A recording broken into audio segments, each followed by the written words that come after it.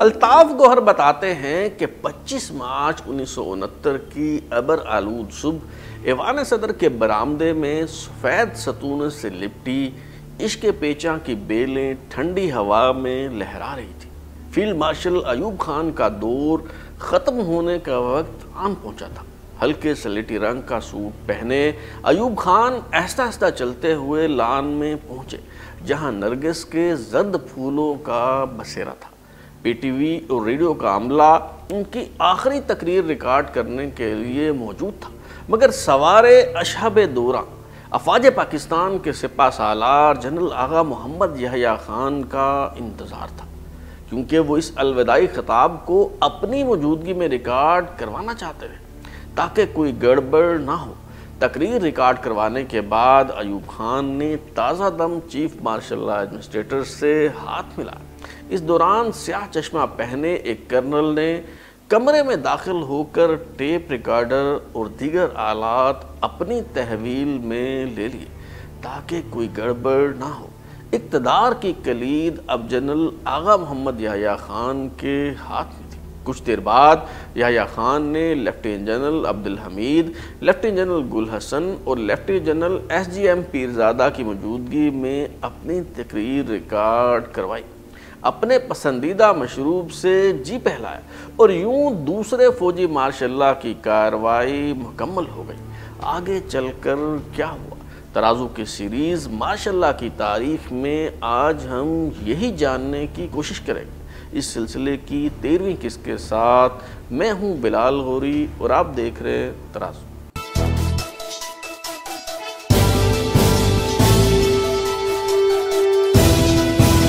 General Agha Muhammad Yahya Khan نے 25 مارچ کو chief marshal administrator کا منصب تو سنبھال لیا، مگر انہیں صدر مملکت کا عہدہ حاصل کرنے میں کوئی دلچسپی نہیں تھی۔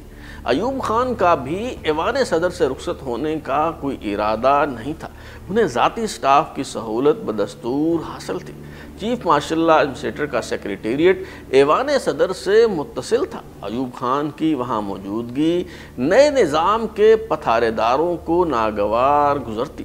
Lieutenant general S G M Pirzada, جو جنرل آغا محمد یحییٰ خان کے پرنسپل سٹاف افسر تھے، انہوں نے شکایت کی کہ ایوب خان ایوان صدر میں بیٹھ کر احکامات جاری کرتے ہیں، کاغذات پر دستخط کرتے ہیں۔ ثبوت کے طور پر انہوں نے سابق وزیر قانون ایس ایم ظفر کا استعفیٰ پیش کیا اور دعویٰ کیا کہ یہ استعفیٰ ایوب خان کو اقتدار سے دستبردار ہونے کے بعد موصول ہوا، مگر انہوں نے پرانی تاریخ ڈال کر دستخط کر دی۔ چنانچہ نقشے کہن مٹانے کا فیصلہ ہوا۔ 31 مارچ 1969 کو افواج پاکستان کے commander in chief general Agha Muhammad Yahya Khan نے صدر مملکت کا منصب بھی سنبھال لیا، اور 1 اپریل کو ایوب خان ایوان صدر کو ہمیشہ کے لیے خیر بات کہہ کر سوات کی طرف روانہ ہو گئے۔ ایوب خان نے عنان اقتدار اسپیکر قومی اسمبلی عبدالجبار خان کے حوالے کرنے کے بجائے commander in chief general Agha Muhammad Yahya Khan کے سپرد یہ سوچ کر کی کہ اگر حالات بہتر ہو گئے تو وہ دوبارہ واپس آ سکے۔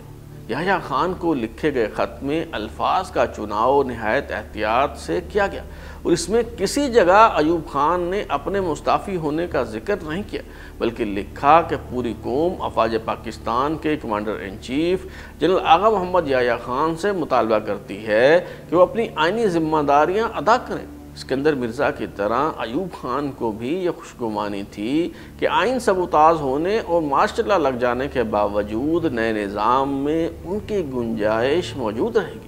بہرحال جنرل آغا محمد یحییٰ خان نے 25 مارچ 1969 کو چیف مارشل ایڈمنسٹریٹر کا عہدہ سنبھالا اور 26 مارچ کو قوم سے خطاب کرتے ہوئے اپنی آمد سے آگاہ کیا۔ Fellow Pakistanis, you have already heard Field Marshal Muhammad Ayub Khan's speech. As proclaimed earlier, I have imposed martial law throughout Pakistan. Fellow countrymen, I wish to make it absolutely clear to you that I have no ambition other than the creation of conditions conducive to the establishment of a constitutional government.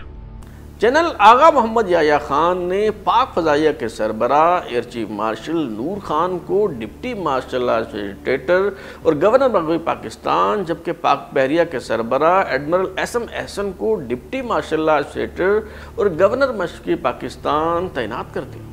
بعد ازاں year chief marshal Nur Khan کی چھٹی کروا دی گئی اور lieutenant general Atiq الرحمان کو governor بنا دیا گیا۔ دراصل گورنر مغربی پاکستان ایئر مارشل نور خان نے محنت کشوں کے حالات کار بہتر بنانے کے لیے بعض اقدامات کیے تو انہیں خطرناک آدمی سمجھا جانے لگا۔ پولیس افسر سردار محمد چوہدری کو حکم دیا گیا کہ governor air marshal Nur Khan کے خلاف مواد جمع کیا جائے تاکہ مارشل لاء کے تحت ان کے خلاف مقدمہ چلایا جا سکے۔ کوشش کے باوجود یہ مواد دستیاب نہ ہو سکا تو ایئر مارشل نور خان کو فارغ کر کے لیفٹیننٹ جنرل عتیق الرحمان کو گورنر بنا دیا گیا۔ یہ وہی جنرل عتیق الرحمان ہیں جن کی صاحبزادی شاہینہ عتیق الرحمان جنرل ضیاء الحق کے دور میں صوبائی وزیر رہیں اور پھر پرویز مشرف کے دور میں دوبارہ ایم پی اے منتخب ہوئی۔ وزیر جنرل ریٹائر شیر علی خان پٹودی کو وفاقی وزیر اطلاعات و نشریات تعینات کیا گیا۔ سابق chief justice supreme court justice A R Cornelius کو وزیر قانون بنا دیا گیا۔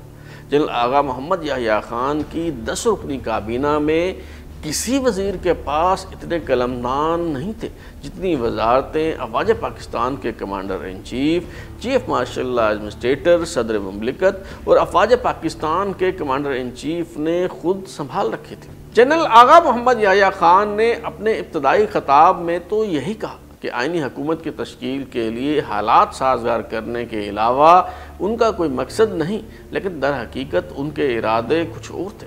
افواج پاکستان کے محکمہ تعلقات عامہ کے سربراہ بریگیڈیئر اے آر صدیقی اپنی کتاب general Agha Muhammad Yahya Khan the rise and fall of a soldier کے صفحہ نمبر 64 پر لکھتے ہیں کہ بلوچ ریجمنٹل سینٹر میں ری یونین کی تقریب کے دوران فوجی افسروں سے گفتگو کرتے ہوئے جنرل آغا محمد یحییٰ خان نے کہا، ویل جنٹلمین، اس بدقسمت ملک پر اگلے 14 سال تک حکومت کرنے کی تیاری کر لیں۔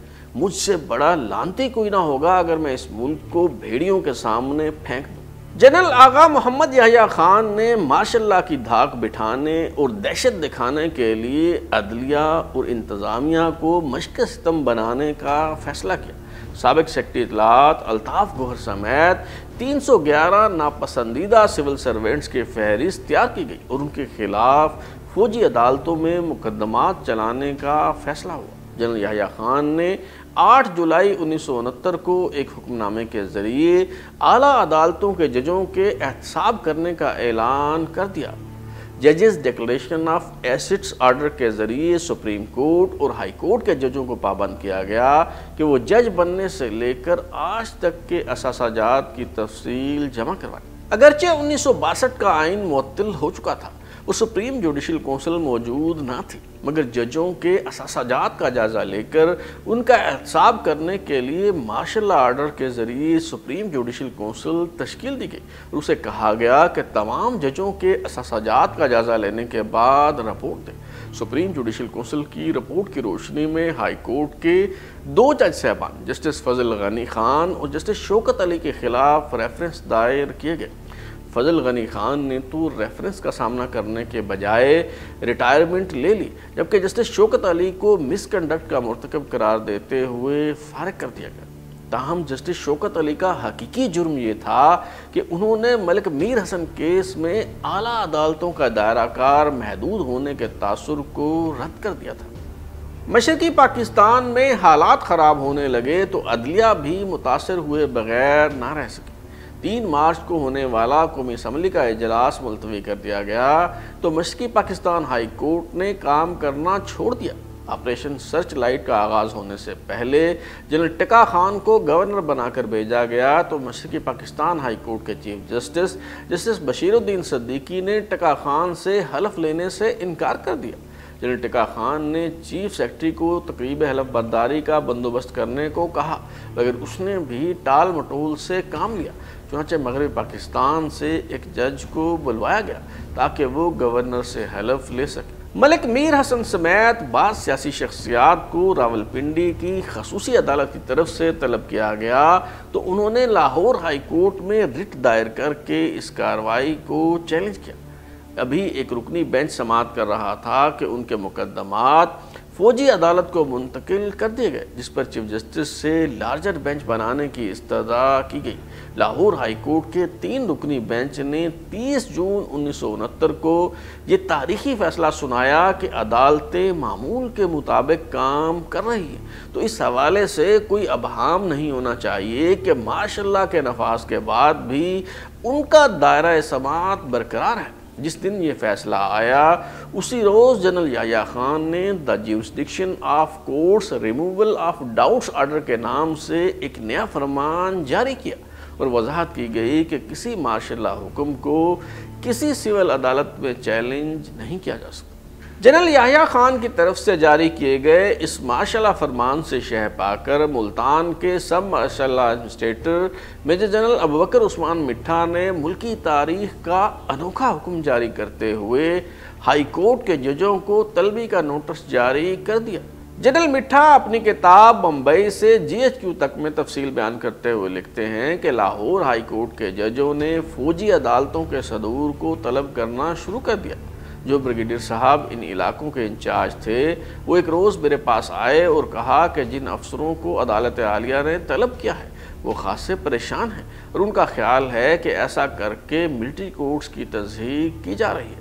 میں نے اپنے قانونی مشیر سے مشورہ کیا کہ اس صورتحال میں کیا کرنا چاہیے۔ اس نے مشورہ دیا کہ جواباً عدالت عالیہ کے ان ججوں کو ملٹری کورٹس میں طلب کرنا چاہیے۔ میں نے قانونی مشیر کے کہنے پر فوری طور پر ایکشن لے لیا۔ اس واقعہ کا پس منظر یہ تھا کہ کسی خاتون نے شکایت کی کہ حشمت علی نامی شخص نے 4000 روپے قرض لینے کے بعد واپس نہیں کیا۔ فوجی عدالت کے سربراہ نے اس حشمت نامی شخص کو طلب کیا تو اس نے کہا کہ یہ خاتون جھوٹی ہے، میں پیسے واپس کر چکا ہوں اور رسید بھی موجود ہے۔ کرنل نے رسید پیش کرنے کو کہا تو اس شخص نے موقع پا کر لاہور ہائی کورٹ میں رٹ دائر کر دی۔ جسٹس شمیم قادری اور جسٹس نسیم حسن شاہ پر مشتمل بینچ نے سماعت کرتے ہوئے متعلقہ کرنل سے وضاحت طلب کی کہ یہ معاملہ کس طرح آپ کے دائرہ کار میں آتا ہے۔ اس جواب طلبی کے رد عمل میں ان دونوں جج صاحبان کو فوجی عدالت میں طلب کر لیا گیا۔ جنرل مٹھا کی طرف سے کی گئی اس کارروائی کا ذکر پنجاب کے ڈپٹی مارشل لاء ایڈمنسٹریٹر اور governor Punjab lieutenant general Atiq ur-Rahman نے اپنی کتاب بیک ٹو دا پویلین میں بھی کیا ہے۔ نسیم حسن شاہ اپنی نگرانی میں مرتب کروائی گئی کتاب عہد ساز مصنف میں اس واقعہ کی تفصیل بیان کرتے ہوئے لکھتے ہیں کہ جسٹس شمیم حسین قادری نے مجھے وہ خط دکھایا جو sub martial law administrator general Abu Bakr Usman Mitha کی جانب سے جاری ہوا تھا۔ اس میں تحریر تھا کہ 2-3 روز کے اندر آپ اور جسٹس نسیم حسن شاہ ہمارے سامنے پیش ہو کر بتائیں کہ کیوں نہ آپ دونوں حضرات کو مارشل لاء کی توہین کے سلسلے میں سزا دی جائے۔ جسٹس شمیم حسین قادری بہت متفکر تھے، وہ مجھے تسلی دے رہے تھے، مگر میں نے کہا جسٹس قادری آپ میرے ساتھ ہی ہوں گے نا؟ انہوں نے فرمایا ہاں میں آپ کے ساتھ ہوں گا۔ میرا جواب تھا جب ہم دونوں ساتھ ہوں گے تو خوب گزرے گی، ڈر کاہے کا۔ اس وقت تو دونوں جج صاحبان متفکر تھے اور پھر deputy martial law administrator general Atiq ur-Rahman کی مداخلت اور معافی پر یہ معاملہ رفع دفع ہو گیا۔ مگر جب مارشل لاء دور اختتام پذیر ہوا تو ذوالفقار علی بھٹو کے دور حکومت میں یہ گڑا مردہ پھر سے زندہ ہو گیا۔ جنرل ابوبکر عثمان مٹھا کے خلاف توہین عدالت کی کارروائی کرنے کے لیے فل بینچ تشکیل دیا گیا، جس نے جنرل مٹھا کو طلب کر کے غیر مشروط طور پر معافی مانگنے کے باوجود عدالت کے برخاست ہونے تک قید کی سزا سنائی۔ دوسرے مارشل لاء کے دوران سرکاری اور غیر سرکاری زمینیں کس طرح مال مفت کی طرح بانٹی گئی، یہ روداد بھی سننے سے تعلق رکھتی ہے۔ سردار محمد چودھری اپنی خود نوشت جہان حیرت میں لکھتے ہیں کہ مارشل لاء ہیڈ کوارٹر کے روح رواں لیفٹیننٹ کرنل عبدالقیوم تھے۔ عرف عام میں انہیں پٹواری کہا جاتا تھا کیونکہ فوجی افسروں کے نام زرعی زمین الاٹ کرانے کا فریضہ بھی وہی انجام دیتے تھے۔ جنرل، بریگیڈیئر اور دیگر سینئر فوجی افسر سارا دن ان کے گرد چکر لگاتے رہتے اور وہ مغل بادشاہ کی طرح عطیات بانٹنے میں مصروف رہتے۔ بعض اوقات تو یوں محسوس ہوتا تھا کہ مارشاء اللہ صرف اسی مقصد کے لیے لگایا گیا تھا۔ اس سلسلے میں قصور کے ایڈیشنل ایس ایس پی نے ایک بہت ہی دلخراش کہانی سنائی۔ سابق آئی جی پنجاب سردار محمد چودھری کی بیان کردہ روایات کے مطابق قصور میں بعض ایسے مزارعین کو بے دخل کرنے کی کوشش کی گئی جو 19ویں صدی سے وہاں کاشتکاری کر رہے تھے۔ عورتیں احتجاج اور فریاد کرنے لگیں اور اہلکاروں سے کہا کہ ہمیں سرحد پار بھارت کے علاقہ میں دھکیل دیں، کیونکہ سکھوں نے بھی ان کے بزرگوں سے جو سلوک کیا وہ ان فوجی افسروں کے سلوک سے کہیں بہتر تھا۔ سردار محمد چودھری نے یہ کربناک داستان کرنل قیوم کو سنائی تو انہوں نے پرجوش انداز میں کہا کہ ایسے غیر محب وطن عناصر کو جیلوں میں ڈال دینا چاہیے۔ سردار محمد چودھری نے پوچھا، فوجی افسران کو یا مزارعین کو؟ کرنل قیوم کا چہرہ غصے سے سرخ ہو گیا اور جھلا کر کہنے لگے، وہ تم ہو جسے جیل جانا چاہیے، چلو اب یہاں سے دفع ہو جاؤ۔ سردار محمد چودھری کے مطابق یہ ایک کیس نہیں تھا بلکہ قبضہ گروپ پوری طرح سرگرم عمل تھا اور پنجاب بھر میں مزارعین کو بے دخل کرنے کا کام زوروں پر تھا۔ یہ وہی کرنل قیوم ہیں جو بعد ازاں بریگیڈیئر بنے اور نواز شریف کی جنرل جیلانی سے ملاقات کروا کے انہیں سیاست میں لانے کا باعث بھی بنے۔ سردار محمد چودھری جہان حیرت میں لکھتے ہیں کہ فوجی حکمران سیاستدانوں کے بہت سے بیانوں پر برہمی کا اظہار کرتے تھے، تاہم جس نعرہ نے انہیں سب سے زیادہ پریشان کیا وہ یہ تھا، کرنل جنرل کی سرکار نہیں چلے گی، چونکہ یہ نعرہ ہر روز لگایا جاتا تھا، اس لیے میری گوشمالی بھی روزمرہ کا معمول بن گئی۔ ناچار میں نے بریگیڈیئر بی ایم مصطفیٰ اور بریگیڈیئر قادر کے منہ پر صاف صاف کہہ دیا کہ قانونی لحاظ سے یہ نعرہ قابل اعتراض نہیں۔ بریگیڈیئر میری بات کی تہہ تک پہنچ گئے اور بولے، تمہیں تو جیل میں ہونا چاہیے۔ میں یقیناً جیل میں ہوتا، لیکن جنرل ٹکا خان کی عنایت و نوازش کے باعث بچ گیا۔ ان دنوں فرضی الزامات کی بنیاد پر کسی کو ملک دشمن قرار دے کر اس کے خلاف سمری ملٹری کورٹس میں فوجداری مقدمہ چلا کر سزا دینا معمول کی حکمت عملی بن گئی تھی، خواہ اس کارروائی سے کسی متنازع مکان کا قبضہ لینا مقصود ہوتا یا کسی فوجی افسر کی زمین سے مزارع کو بے دخل کرنا مطلوب ہوتا۔ مارشاء اللہ کی تاریخ بیان کرنے کا سلسلہ جاری ہے۔ آئندہ قسط میں ان اسباب اور وجوہات کا جائزہ لیں گے جو مشرقی پاکستان کی علیحدگی کا سبب بنے۔ اگر آپ اپنی رائے دینا چاہتے ہیں یا پھر کوئی تجویز تو ہمارا واٹس ایپ نمبر 0332841057 دستیاب ہے۔ اپنا فیڈ بیک دیں، لائک کریں، سبسکرائب کرنے کے بعد بیل آئکن یعنی گھنٹی دبائیں اور دیکھتے رہیں ہمارا چینل ترازو۔